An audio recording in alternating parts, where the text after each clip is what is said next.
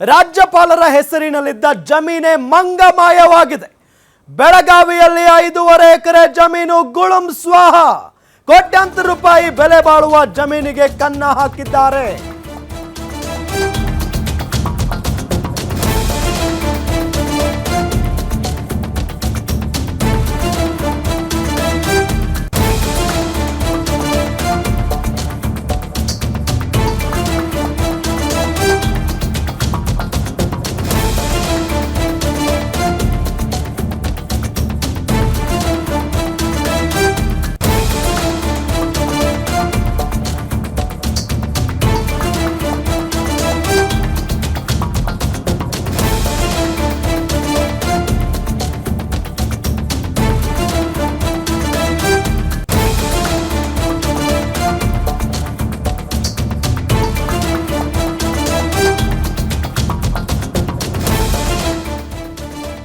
ರಾಜ್ಯಪಾಲರ ಹೆಸರಿನಲ್ಲಿದ್ದ ಜಮೀನನ್ನೇ ಮಂಗಮಾಯ ಮಾಡಿಬಿಟ್ಟಿದ್ದಾರೆ.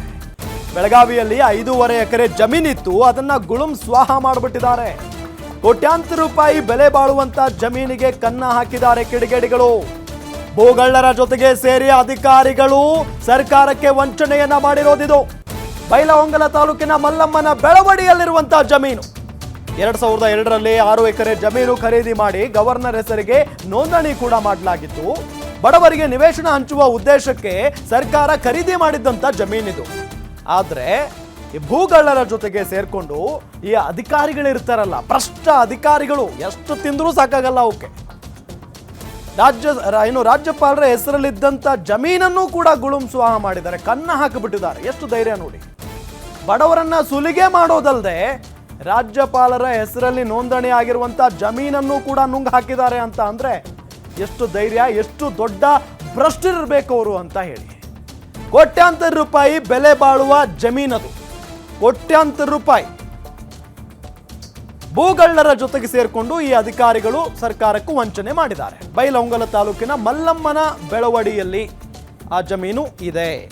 2002ರಲ್ಲಿ 6 ಎಕರೆ ಜಮೀನನ್ನ ಗವರ್ನರ್ ಹೆಸರಿಗೆ ಖರೀದಿ ಮಾಡಲಾಗಿತ್ತು, ನೋಂದಣಿ ಮಾಡಿಸಲಾಗಿತ್ತು.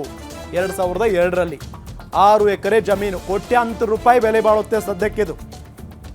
ಬಡವರಿಗೆ ನಿವೇಶನ ಹಂಚುವ ಉದ್ದೇಶಕ್ಕೆ ಸರ್ಕಾರ ಖರೀದಿ ಮಾಡಿತ್ತು ಆ ಜಮೀನನ್ನ. ಆದ್ರೆ ಇಲ್ಲಿ ಅಧಿಕಾರಿಗಳು ಏನ್ ಮಾಡಿದ್ದಾರೆ, ಭೂಗಳ್ಳರ ಜೊತೆಗೆ ಸೇರ್ಕೊಂಡು ಆ ಭೂಮಿಯನ್ನ ಇಲ್ಲಿ ತಿಂದು ಹಾಕಿದ್ದಾರೆ ಅಥವಾ ಕನ್ನ ಹಾಕಿದ್ದಾರೆ ಆ ಭೂಮಿಗೆ. ಆದ್ರೆ ಇದೇ ಜಮೀನಿನ ಪಹಣಿ ಪತ್ರ ದುರಸ್ತಿ ನೆಪದಲ್ಲಿ ಗೋಲ್ಮಾಲ್ ಆಗಿರೋದು.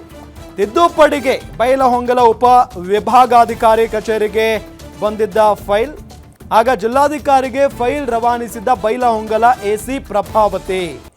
ಆರ್ಟಿಐ ಕಾರ್ಯಕರ್ತ ಭೀಮಪ್ಪ ಗಡಾದ್ ಗಂಭೀರವಾಗಿ ಆರೋಪವನ್ನ ಮಾಡಿದ್ದಾರೆ. ಆರ್ಟಿಐ ಕಾರ್ಯಕರ್ತ ಭೀಮಪ್ಪ ಗಡಾದ್ ಅವರು ಇದರ ಬಗ್ಗೆ ಸಂಪೂರ್ಣವಾಗಿ ನೋಡಿ, ಹೌದು ಇಲ್ಲಿ ಏನೋ ತಪ್ಪಾಗಿದೆ, ಭ್ರಷ್ಟಾಚಾರ ನಡೆದಿದೆ, ಭೂಮಿಯನ್ನ ನುಂಗ್ ಹಾಕಿದ್ದಾರೆ ಅನ್ನೋ ನಿಟ್ಟಿನಲ್ಲಿ ಕಂಪ್ಲೇಂಟ್ ಅನ್ನ ಕೂಡ ಕೊಟ್ಟಿದ್ದಾರೆ. ಇದೇ ವಿಚಾರಕ್ಕೆ ಸಂಬಂಧಪಟ್ಟಂತೆ ಭೀಮಪ್ಪ ಗಡಾದ್ ಅವರು ಮಾತನಾಡಿದ್ದಾರೆ. ಅವ್ರು ಏನು ಹೇಳಿದ್ದಾರೆ ನೋಡೋಣ ಬನ್ನಿ.